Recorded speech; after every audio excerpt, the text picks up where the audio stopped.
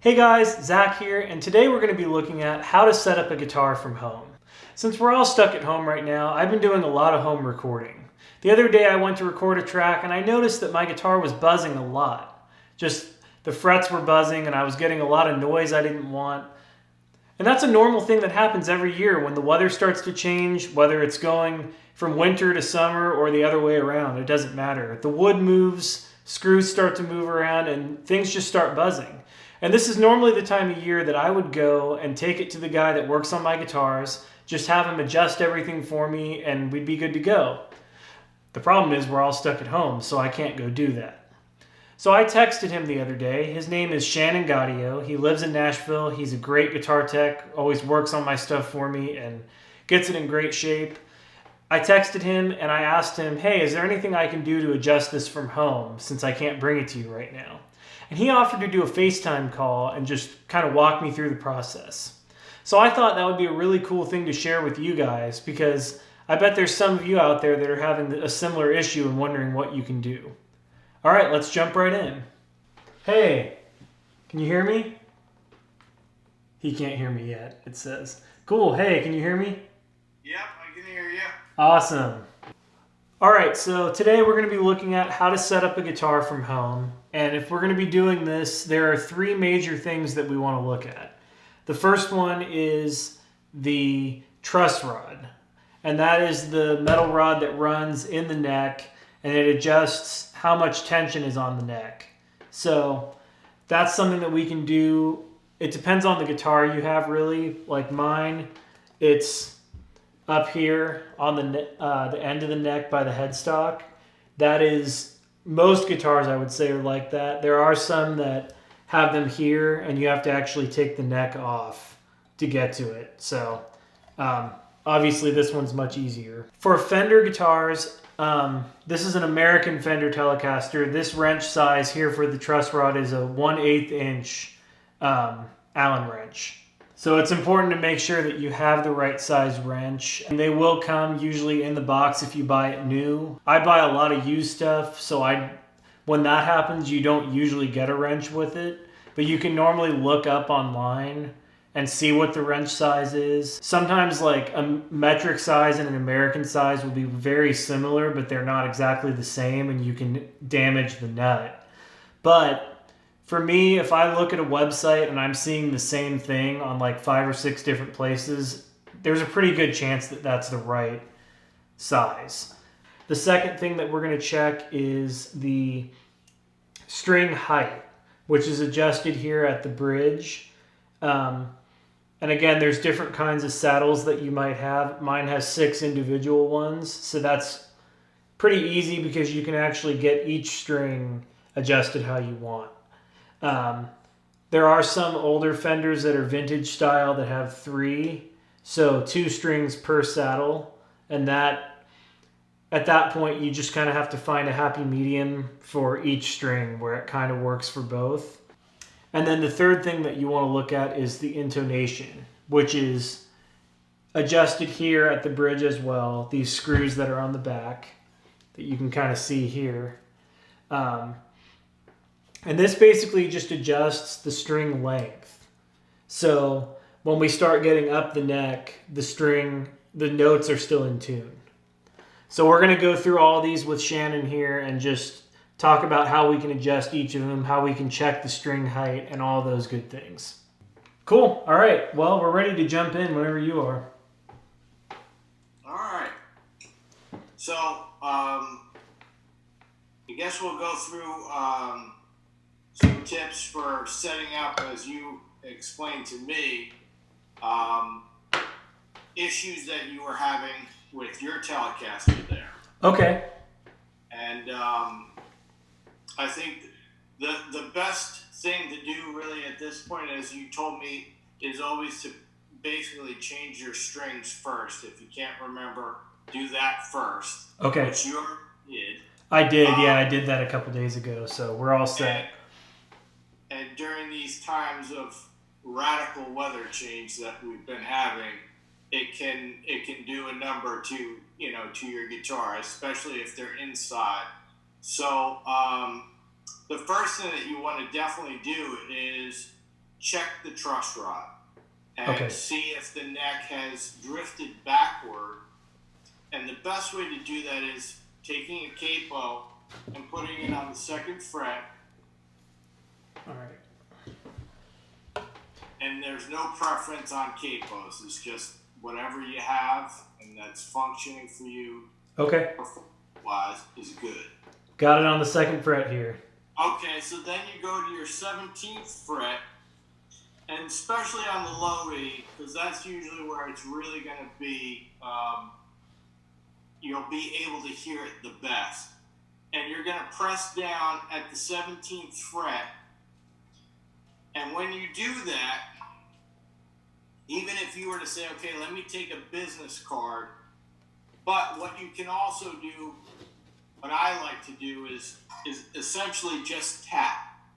Okay. Tap on the low E and kind of pick the middle point between the second fret and the 17th fret and kind of find the middle grounded there and just kind of tap on the low E.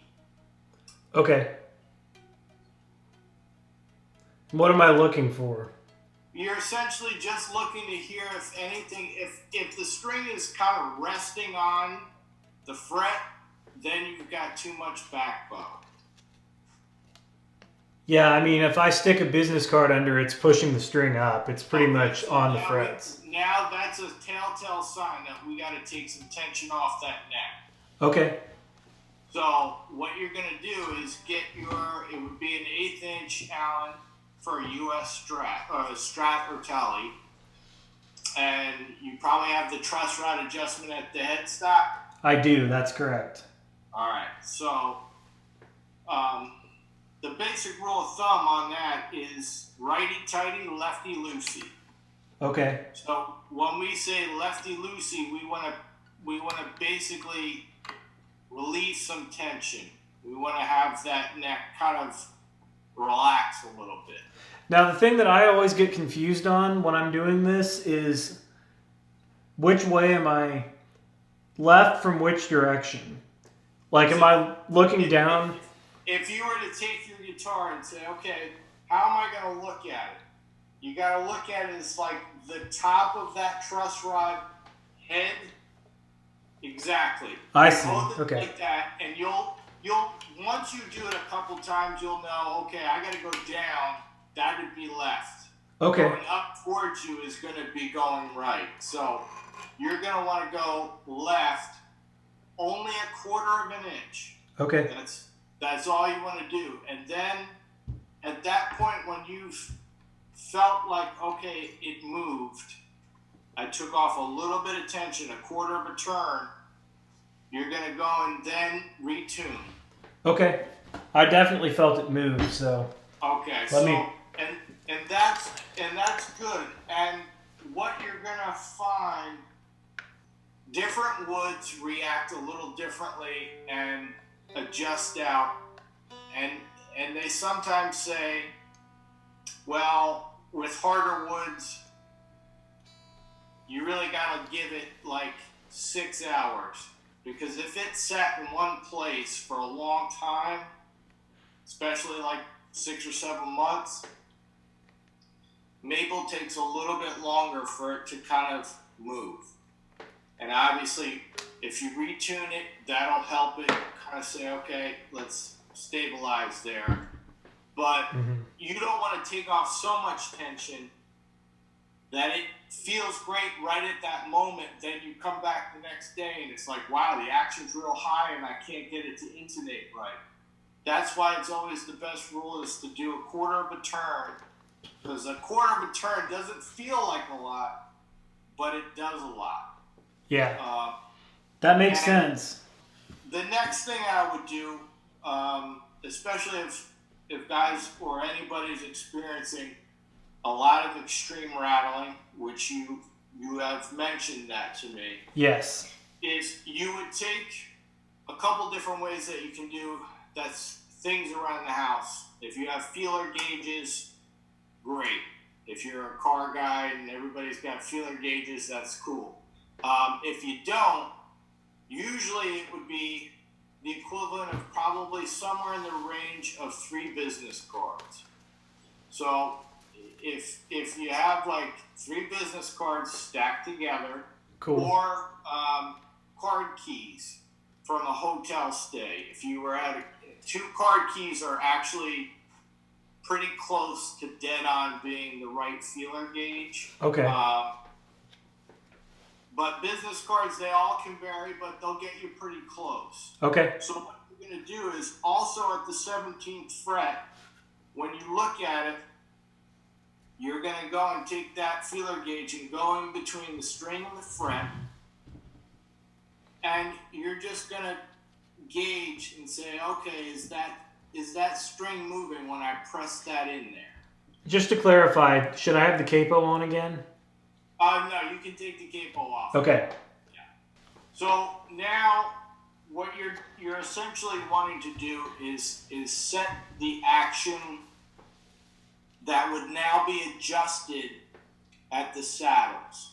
Okay, so I have the business cards under the strings. So what am I looking for now? So essentially what you're wanting to do is when you go with those 3 business cards, and this is really where it kind of comes to preference, because also players might be saying, okay, I play a song that I do a little slide. So they might have the action set up a little bit higher. Some guys like to have a little bit more grab. But 3 business cards is a good general rule. It might be on the lower side, so you can actually adjust it to taste. But what you're trying to do is just see if that business card slides underneath, and if it's pushing up the string, you might want to slightly adjust that height of the saddle up a little bit further, so that you're just having the business card pass underneath ever so slightly. Am I looking at all of the strings at once, or just the No, low you're E? doing it one at a time, and it's a little tricky, because when you do the high E and you're sliding that feeler gauge in there, then you're gonna basically put the card over to get to the second B over the high E, and then the same thing, passing through so that you have a clearance on that. So I'm essentially I'll do the high E first, and I'll just use that as the feeler gauge. I see. And then I put it over top. To go to the B. The B and the E, and then I go and set the feeler gauge for the G. And because this will give you a better vantage point when you're sitting there like this to see if that string moves. I understand. I see what you're saying. Yeah, so starting with the high E here on the 17th fret. It's not really moving a whole lot. I think it might be okay. Yeah, so if that is, and the only reason why you want to check this every once in a while, and this is getting a little bit, I want to say on the technical side, but what happens on these saddles is every saddle is plated, and some are plated, and sometimes when you're dealing with mass production, the coating that goes on the plating can always vary, and the tolerance can vary. So what is holding that grip of the screw in there can literally pass all the way through, because it's not stopping because it's at a point where it's tight. These things, you're playing something that vibrates, so that can actually start moving. Yeah. And depending on how tight or how heavy a string you use, they can vibrate. They can drop down. The saddles can actually literally drop down without you really noticing over time. So it's always good to check with a feeler gauge to do that. All right, so I looked at all of them. It looks like they're all pretty okay. My A string actually seems like it's lower than It's like lower than the D and the E, so I think that one's dropped down a little bit. All right, so that one you want to raise that one up, and if you have like a vintage style where it's the three saddles, so then you're just basically you don't want to favor what is closest. You don't have to do both of them evenly.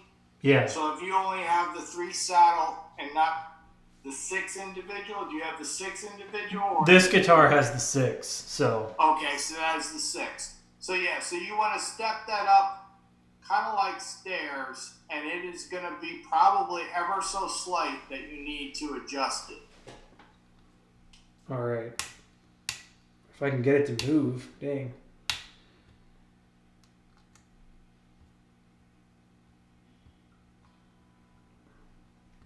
Well, I think I have one that's stripped. I may have to order a new one. Yeah, and that sometimes might be the issue with a good thing to do on your guitar, especially for that, because that is sweat and everything that goes in there. Sometimes if you go the opposite way, like you're loosening it, to try and break free any kind of crud that might be in there. Okay. That's usually, sometimes that might help. Machine oil is usually good to clean it, but sometimes that does happen. No, I think it's stripped because it's the wrench is just spinning, but the other set screw I'm able to move. So. And also the tolerances of Allen wrenches is it's pretty bad on those also. Yeah. You know, and some Allen sets are better than others, because you could have gotten, you know, that could be a Craftsman set, or it could be where it might have been adjusted with the wrong size, like you already stated. I think that helped a little bit. I definitely need to find a way to bring that up a little more, I think. But for the purpose of this video, we get the idea. Yeah. And I know what I need to do. So. Yeah, and you might find like, well, that Allen didn't work very well, but then when you go to, like, say, the set on this one, you know, on the cruise tool, it might fit in there perfectly and turn it no problem. Yeah. Let's see.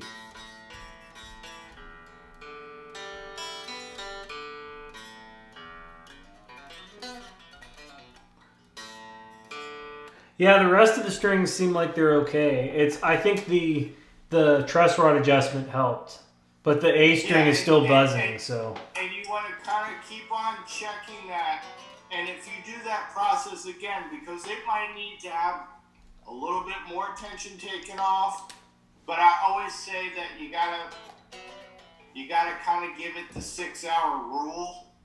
Because and even if you were to say, okay, let me tune it a little short, just for the time being, and then come back to see if it relaxed. Now when I play, it might be back in tune, that you know that it moved. Mm-hmm. That can always kind of bring it back to speed a little bit sooner. Okay, well that's good to know. Yeah, the rest of the strings seem to be okay. It's just that one that's buzzing now, so I'll just need to figure that out. And then I can check the action again, or the truss rod again tomorrow, and see how that does. I didn't move it that much, so I think my intonation is actually okay. But for anyone watching this that maybe hasn't done that before, can you walk us through how to check intonation? Sure, yeah. So when you want to essentially set up your guitar, or say you're going back and forth, and sometimes changing gauges of strings, you can have variances, and you can even have variances on the tolerances on strings has become literally like they're pretty uniform, and they work and do and intonate pretty much once you set it for 1 gauge string. You're going to be okay for a while. But I would always say, when you put on a new set, always check your intonation anyway. Because you're going to have little slight tolerances that could happen, and it's usually in the G or in the B. And there are some instances where you're just like, wow, that G string is just not happening. I can't get it. You might always want to have a set of plain wound extras, because I've had things come right out of the package and I can't get it. I wouldn't be able to get it intonated as soon as I put on a new string. Boom. Yeah. So what you want to do is essentially you're putting on your tuner and you're tuning up, and you want to check your intonation. And okay, I hit the harmonic, and the reason why we always want to hit the harmonic is the volume doesn't vary. Just saying, okay, let me hit the open string, and then let me pluck it. And if you're saying, oh man, and you want to watch how you hit it, because if you strike it really hard, you're going to get that little bit, it goes a little bit sharp. Yeah, so the goal here is that we want the open string, the harmonic, and the 12th fret note that we're fretting to be, all of them to be in tune on the tuner. Right, exactly. And for all you technical people out there, I know I should be using a strobe tuner, but I just don't have one that I could bring up to this little video setup here. But a strobe tuner is going to be more accurate for this type of thing. So I'll probably go to my strobe tuner later and check it again. But for the sake of this video, this is what I've got. Yeah, and so and with that is, if you're experiencing and going and saying, well, oh man, it's if it's sharp, you essentially want to pull the saddle back. If you're flat, you want to have the saddle go towards the nut. And with that too is, if you're like, well, I'm pulling it back. And if you're doing it on a Strat, or and you're going, well, it's not changing. Why is it not changing? These springs are also, there's a lot of pressure on there, and you want to tune down a little bit and say, okay, let me relax it and make sure that the saddle's moving, because that spring that's in there doesn't have a lot of tension on it. So you want to kind of tune down, make sure that the saddle is moving as you're, pushing on it, and you're kind of saying, well, I'm turning it, but it's not doing anything.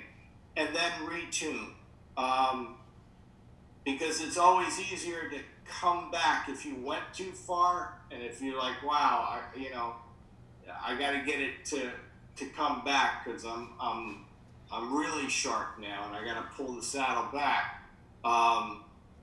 It's always easier to kind of come back to that point. So, but you always do want to try and check, especially if you got a big gig, and even though they're new strings and you find them fairly consistent, sometimes you'll get that one wild hair string that's like, oh man, I can't get this to intonate. Yeah. Don't make yourself crazy. Just try a new single string and see if that, remedies the issue. Okay, cool. Well, those are really the three main things. Is there anything else that you do when you're setting up a guitar other than just those three major? You know, I mean, in the setup where, for me,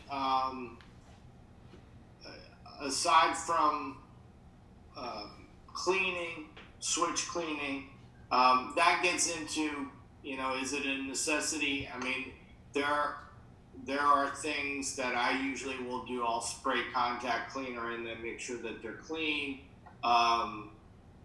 Because guys on the road, when you're going from humidity to different areas, it's a little bit of everything.